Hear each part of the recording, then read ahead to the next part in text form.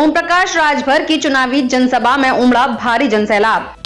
समाजवादी व सुबह सपा के प्रत्याशी के पक्ष में सुरक्षित विधानसभा मिश्रिक के प्रत्याशी मनोज कुमार राजवंशी के पक्ष में चुनावी जनसभा का आयोजन पहला आश्रम में किया गया, जिसके मुख्य अतिथि सुबह सपा के राष्ट्रीय अध्यक्ष ओम प्रकाश राजभर रहे।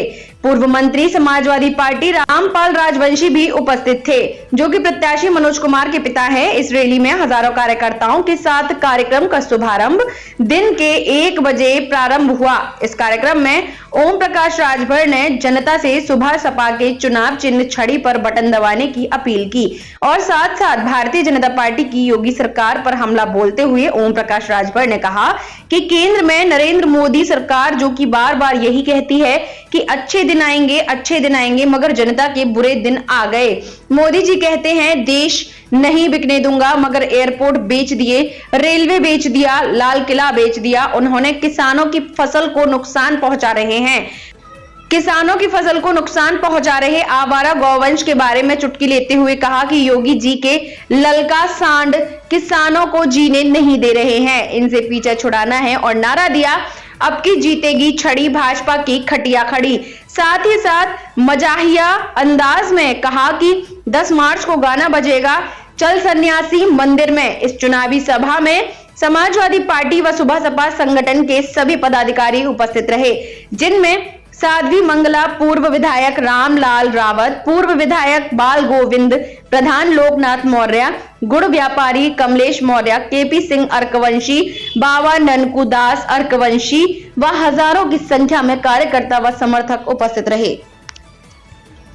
ज्ञानेंद्र मौर्य, तहसील संवाददाता मिश्रिक, सीतापुर। झांसी वहाँ भी यही देखा हमने, शामली मुजफ्फरनगर, सहारनपुर, बागपत भी यही देखा।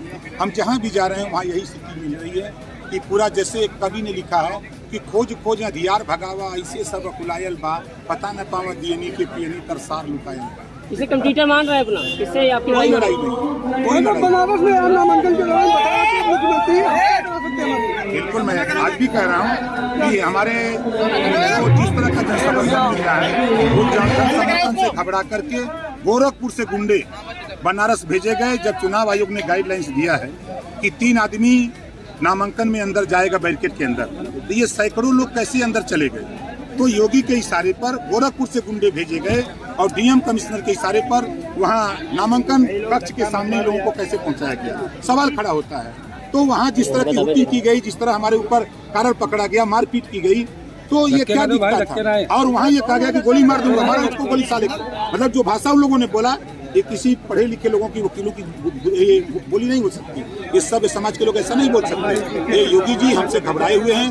69,000 शिक्षक भर्ती में जो घोटाला किया है, 4.5 साल जो बिजली का बिल बढ़ा करके इन्होंने गरीबों उत्तर प्रदेश की जनता से जो लूटा है, इसका खुलासा अगर कोई करा तो आखिरी सवाल, चुनाव आयोग को